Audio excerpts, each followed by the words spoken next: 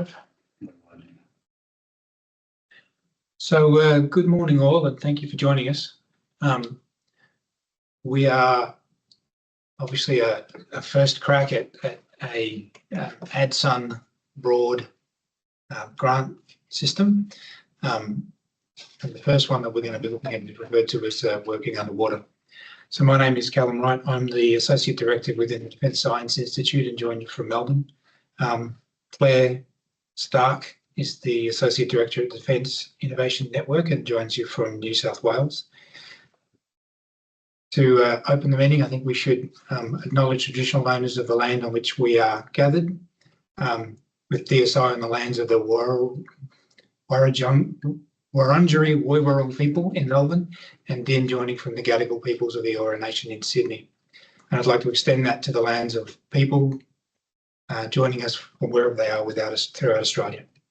We pay our respects to the elders past and present and extend that respect to all Aboriginal and Torres Strait Islander people with us today. Further, I offer my gratitude to any veterans or first responders with us today and sincerely thank them for their service. Which brings me to... So the agenda for today, obviously the welcomes we've just completed, and then we're going to talk briefly about the program before talking about the problem statements and then getting into the Q&A session, which is why most of you are here today. Slide. So the Australian Defence Science and Universities Network, I guess some of you may be asking, what is it?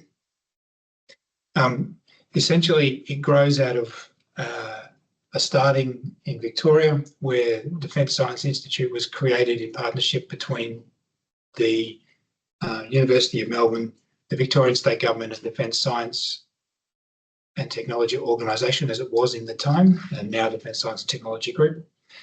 The model appeared to be successful enough that it was taken up in South Australia, New South Wales, then WA and Queensland, and now we have entities that sit, effectively cover the entire continent of Australia and Tasmania. The value that this brings to defence has been recognised, and so you'll start to see it referred to in the defence industry development strategy documents and in the defence IS&T strategy documents. It is what we are attempting to do is to recognise that by bringing best of breed together across the nation, we can actually get better outcomes for defence and for other economic growth entities. So the two portions that are sitting to the activity today being the Defence Science Institute, and which covers the Victoria and Tasmania, and of course the Defence Innovation Network, which sits from New South Wales and the ACT. Hence that focus. Slide, Claire.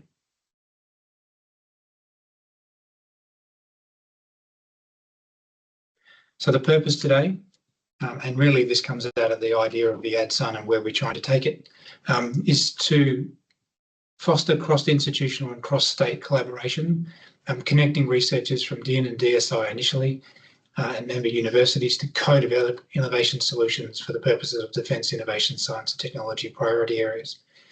This is the first time we've really tried to do this at some form of scale, and so we recognise that there's probably some lessons to take from how this behaves. But in the future, we hope to see more of these types of co-grant systems going forward and potentially covering more of Australia so we can bring more or the better expertise sets together. So if you have feedback on them, on how this process works, we're certainly happy to hear it. So today, the program that we're looking to do, we're initially saying that we must have a collaborative team led by a member from both New South Wales or DIN and DSI, so the 4 states. In the initial intent is that we're going to try and make sure that we have at least one representative from each of those entities within a team, although you can have more than that, and you can also have representatives from beyond that. And of course, industry is encouraged if you can bring an industry partner to it, because in the end, what we want to do is make sure this innovation gets pulled through to product that's successful and supports defence. The idea is up to 400,000 per project, with a 12 to 18 months kind of duration on each project.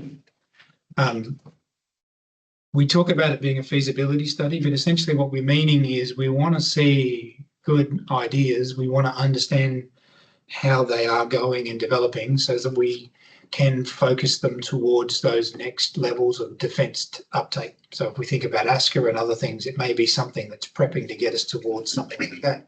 But it may also be a sort of a low-level TRL thing, which by progressing a little bit, we can actually start to see defence application for it, even if there isn't initially. And logically, this stuff is nation building, as it is with most of these things. And so if there is a dual use that clearly is beneficial to the outcome, and we are quite comfortable with having that as a product end. Successful teams obviously must be able to allow defence to use the IP from the project, otherwise it'd be silly for us to sponsor it. The project participants therefore must have those defence sort of restrictions about being Australian citizens or nations from Five Eyes countries or NATO countries, just to ensure that the IP stays locally or within a nation that is going to use it. And applications are going to close on the 11th of August. Slide clear. So call for proposals went out on June 30. Today is obviously the 10th of July with the information webinar, and thanks for joining us. Applications close on the 11th of August. We're going to then go through a sort of an internal review process, leveraging some of our DST experts to sort of assess those proposals. The results will be announced on the 25th of September with the intent of starting the project on the 1st of January. Obviously, the distance between September and January hopefully allows for contracting. Slide, please. Claire, I hand over to you. Thank you, Callum. Good morning, everyone. I'm Claire Stark. I'm the Associate Director of the Defence Innovation Network. I'd just like to ask everyone, if you have questions, please type them in the chat rather than raising your hand. Then we have we can keep track of the questions. And if we don't get to any of the questions in this session, then we'll post them online and we will answer them in time. So I'm going to talk about the topic of this call. We've deliberately kept the topics quite broad, so the theme is working underwater. Before I jump into the subtopics of this, I just want to give a little bit of a background about how they link into the National Defence Strategy and the Defence Innovation Science and Technology Strategies. So we kept them quite broad because we really want to tap into the innovation that happens, that exists within the universities and industry. And maybe you can help us to, you know, solve these problems and to let us know what we don't know, to help us with that. So the National Defence Strategy was released in 2024. It's a biennial update to the Defence Strategic Review. And in response to the National Defence Strategy, or the NDS, the DSTG released the Defence Innovation Science and Technology Strategy, which focuses on asymmetric advantage, delivering more together. So the Defence IS&T strategy guides our innovation, science and technology priorities. In the NDS, spoke about the need for significant and urgent changes to transform defence's capabilities and focus on a strategy of denial. This new approach of the NDS is based on a national defence concept, and a significant part of that is to tap into our innovation, science and technology partners at universities and industry as part of the defence ecosystem. So the Defence Strategic Review, which was the first strategy which led to the NDS and the Defence IS&T strategies, outlined 6 immediate priorities. Undersea warfare and maritime capabilities were listed as a capability priority, which will see continued investments in those areas. And also, to link in with this theme, the NDS states that the integrated focused force will deliver a Navy with enhanced capability through, among other things, the development and introduction of uncrewed underwater and surface vehicles to complement the surface fleet and nuclear powered submarines. So innovation, science and technology features as its own chapter in the National Defence Strategy. There are 6 defence, innovation, science and technology priority areas. There's hypersonics, trusted autonomy, directed energy, quantum technologies, information warfare and long-range fires. So speaking about these particular themes in the NDS and the defence IS&T strategies, I don't want to limit the calls and the subtopics to those areas, but just want to highlight those particular points from those strategies. This call isn't limited to those priority areas, but they can encompass any of them. So it's not limited to specific ones, but can encompass any of them. So now I'll talk about this theme, Claire, and the sub-theme. Claire, sorry to interrupt you. Could you correct the slide deck screen? At the moment, it's being shown out as a small page, and that's not that clear. That looks better. Thank you. Sorry to interrupt the flow. That's all right. Thank you. So the title of the theme is Working Underwater, and there's 4 broad sub-themes within this. So one theme is looking at awareness of objects and obstacles under the oceans through novel sensing methods. Oh my God. Can we mute? Can everyone make sure they're muted, please? Another one is improving long-distance secure underwater communications. The next theme is developing strategies and sensors for subsurface navigation in GPS-denied environments. And the last sub-theme is all about power, so extending the range and operational capability through application of novel power generation, energy harvesting, energy storage and transfer, and propulsion. Okay, and that is our introduction to the call and some more information about the themes, and now we'll open up for questions.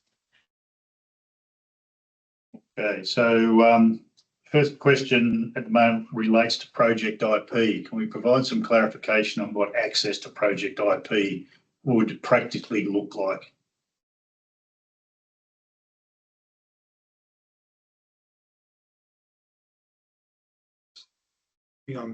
So Claire, from a DIN's perspective, which is the framework we're utilising, I'm assuming IP access is free to defence? So the IP, Lucia can correct me if I'm wrong in any of this, but the IP will be owned by the researchers, but will be defence needs access to the IP. Lucia, is that correct? Yes. So what happens is because the funding comes from defence, so all project participants will have to assign IP by defence IP deed to defence. So it will be free access for defence. But the project IP will be owned by the universities. So I think based on their negotiation or whatever they agree on. So noting that defence doesn't tend to commercialise product, nor does it go into business of selling product, the company, the university would have the opportunity to commercialise that product through a company, but defence has free access to research that IP, correct, Lucia? Yes, that's correct. Okay. We have a question about involvement. You've just got on mute, Craig. There you go. Sorry about that. Question about involvement of industry partners. Will that be seen as a positive application approach? Yes, absolutely. Question about will the projects be contracted under the DSP? No, they won't be. We'll have contracts so what we will do is each university will have contracts with DIN or DSI, And where industry partners will be part of the project, they will do contracts with the lead university. Yeah, so from a DSI perspective, that means the contract will be struck through Melbourne Uni and then out to whoever the participating or lead partners are. Right, so the industry can the industry partner be the lead? No, not in the current construct. Okay. Are there terms and conditions available for review? Contract terms and conditions, have we? Which bits have we released on the website, Lucia? Oh, hang on, is this contract terms and conditions Yes. or the project's terms? Potential contract terms and conditions. Yeah, so speaking on behalf of Dean, all our member universities have approved the contracts. We are using the contracts that we normally use for our funding projects. So universities are aware of that. We'll just work with winning teams to make the contracts templates available to them. Sorry, and I'll just add that for the DSI ones, yeah, we'll be using our standard DSTG funded grant agreement. Now, I'm not entirely sure if that's up on our website, but our non-funded one and the conditions aren't very different. But the key facts are that, yes, you own the IP, that there is that free license to DSTG to use it for sort of research purposes. They're sort of the main things that people are usually worried about, but they're pretty light on for these sorts of things because they're grants. Thanks, Annette. Question on what the funds can be used to cover, such as salary, on-costs, overheads, or the limitations on the funding scope. Yeah, it's all written in the guidelines as well, so people should just read that. Yeah, so further to that, there's some comprehensive guidelines on the website which covers all of those things, and it also covers the scoring as well and the different categories for scoring. So it's a really good resource to use. Question about participation. If the lead has if the lead is currently a recipient of a DIN project, are they still able to apply for this? Yes, they are. And the same for Victoria. Yes, if you're a DSI recipient, that's okay. Sorry, Victoria and Tasmania. It's a question about applicability to defence applications. So should the focus be only on defence applications related to the core engines, or can civilian applications also be considered? It's the dual use question. So I think the nature of the questions that we're asking, the 4 topics, certainly have dual use, and the ability to use any one of those things across applications, I think, exists. We specifically didn't want to go after very singularly defence topics. We do want to literally open out working underwater because there's benefit sort of broader than that, and that's understood. So yes, civilian application is understood because we know that we can draw a defence outcome from it. A couple of questions on the citizenship limitations. So firstly, can participants be permanent residents instead of Australian citizens? If the company has employees on the project but not the actual applicants, is it possible to have employees on the project, not the actual applicants, from non-Five Eyes or non-NATO nations? Okay, so I think anyone who will have access to the project outcomes and data should be vetted by Dean and DSI, and we'll work with Defence on looking at the citizenships on case-by-case basis.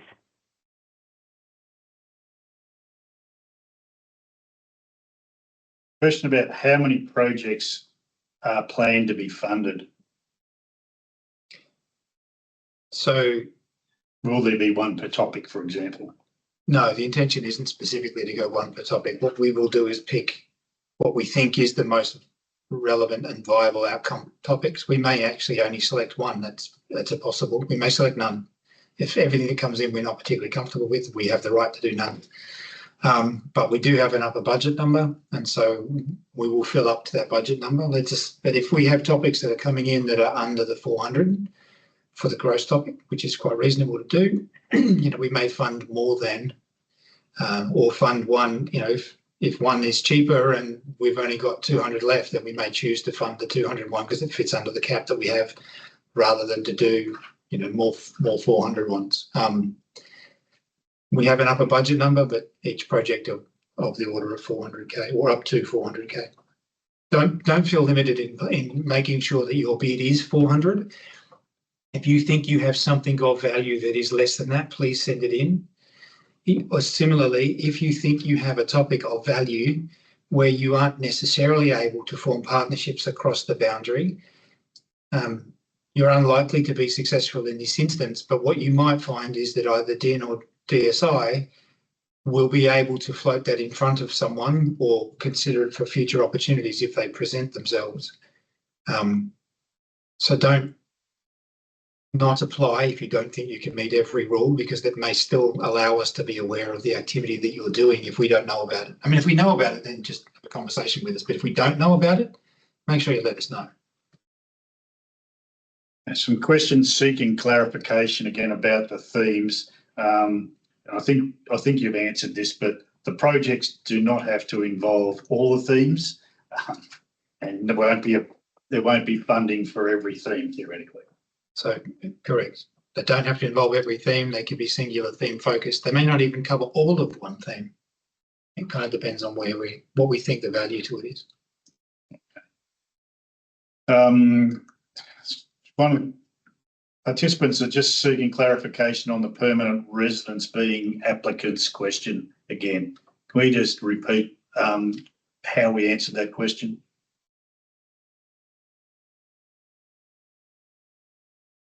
Yeah, so all citizenship requirements will be looked at on case-by-case basis, and will be vetted by DIN and DSI in consultation with Defence.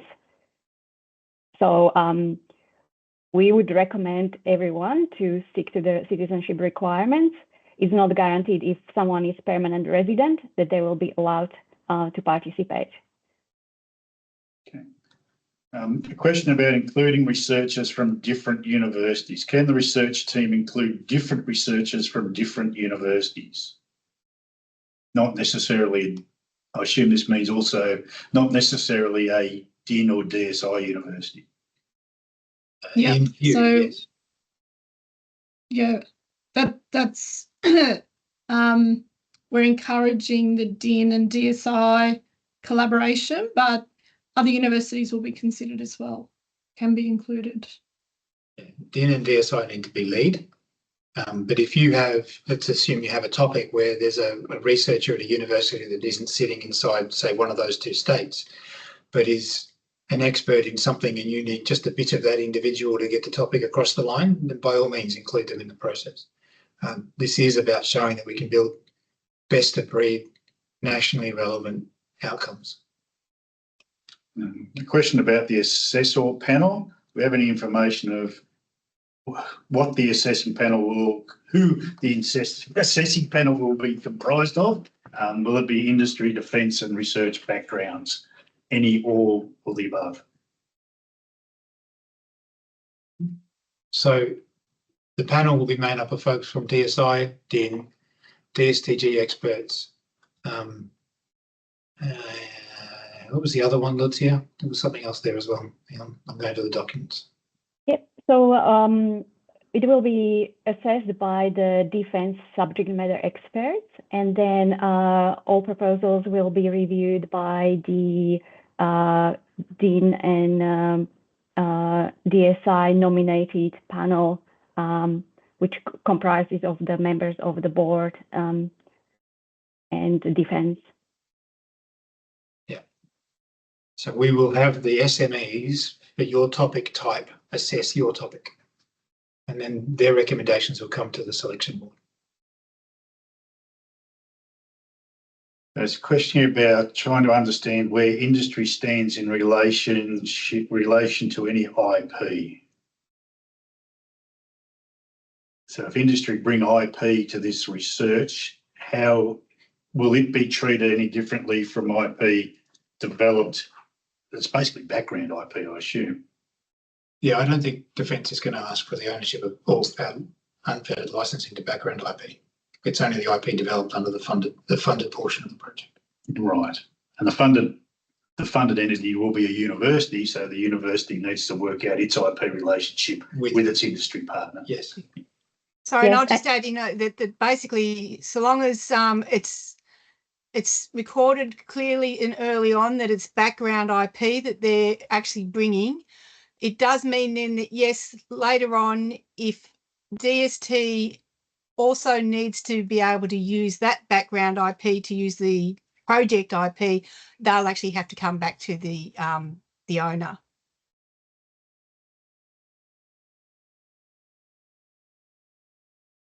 That's really the extent of the questions at the moment.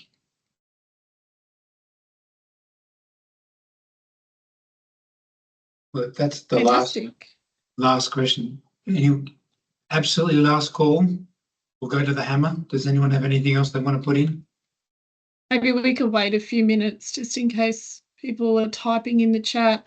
If there's other questions that people have afterwards, then please, I'll bring up the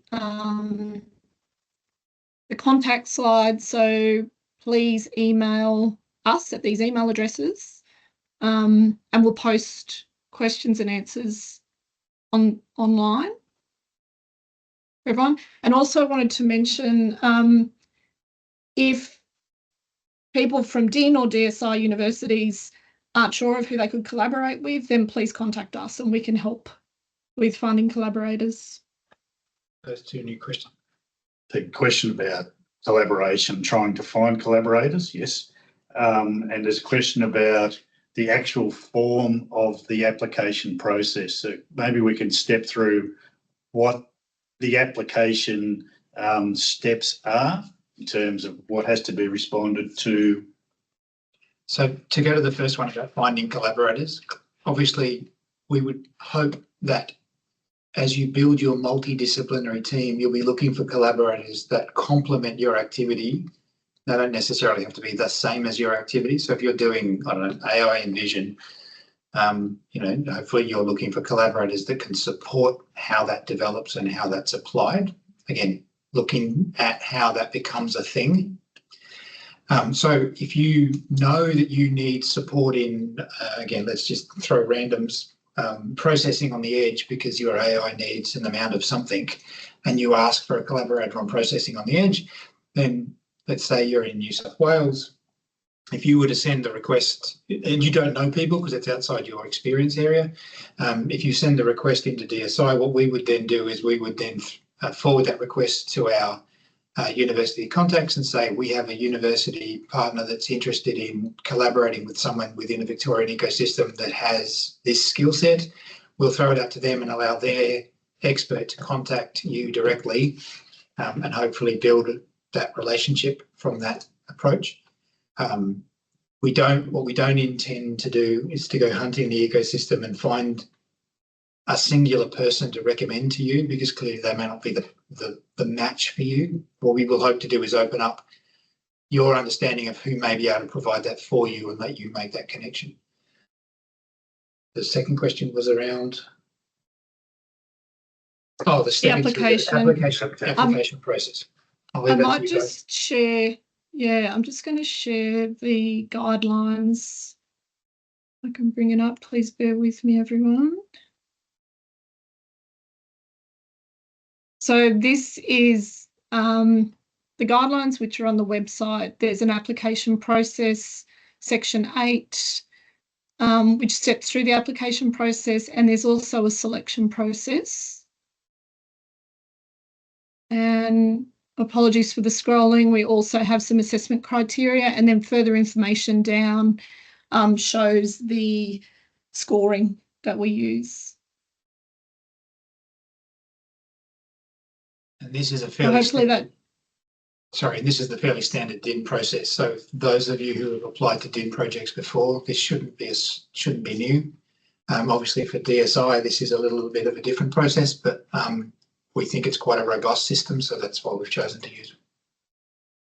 and I'll also just highlight that the applications must be submitted by 5 p.m. on the 11th of August. Eastern Australia time. Yeah, thank you. Yep. Question about applicability. Can the application be an extension of an existingly funded DIN project? And I assume the same for DSI. Yes, it can. Yeah, as long as it's novel and not just a repeat of the same piece. And the prospect of further funding after successful completion of a feasibility study. Clearly, as we've sort of suggested, depending on where you are in the TRL development, what we would hope is that we're preparing or assisting in preparing you for what may be future opportunities within the defence system or within the public system, the non-defence system. So we don't expect specifically from DIN and DSI for ongoing funding, but what we would hope is that you would be, by going through this process, you'll be in a much better place to apply for opportunities that may come from defence in the years subsequent to your project. That makes sense. Okay. Another question about IP. Will the ownership of foreground IP developed by industry during the project remain with the industry? That will probably depend on the agreement that you negotiate with the lead university. So as a general rule, yes, it's usually whoever creates it owns it, and it's just become subject to the licensing. But it might be something that, you might need to negotiate as part of your agreement with the university that's running as the lead in the project.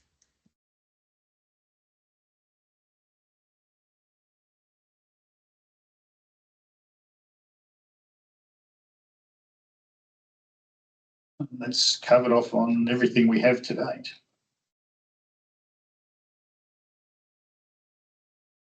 Fantastic. Well, if they're up. Must a proposal involve both a DIN and DSI member, or can it be from one only? So at the moment, yes, it must include both a DIN and a DSI member. As I said, this is the first time we've had a go at this. We're not sure whether that's something we would want to continue in future rounds of the way we do this activity, but certainly for this one, that's what we've asked for.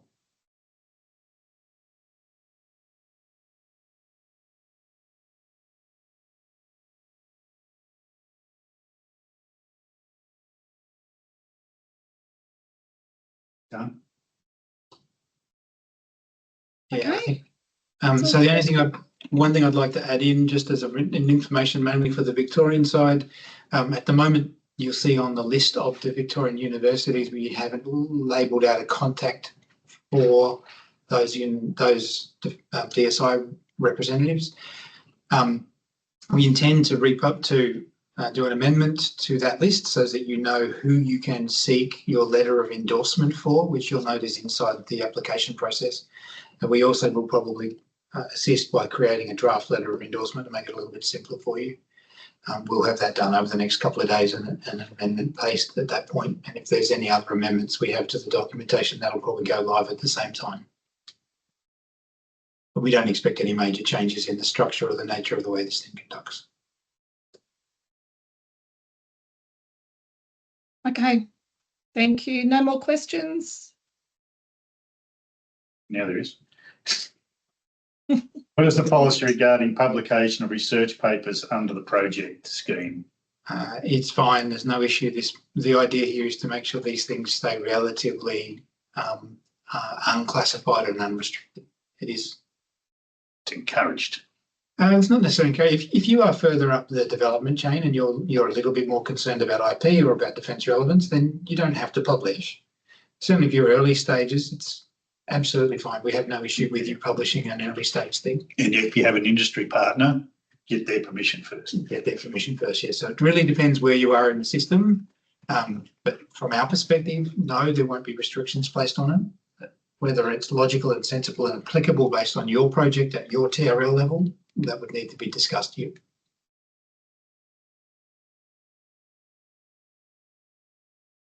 Pull the pin. Any more questions? No. Okay.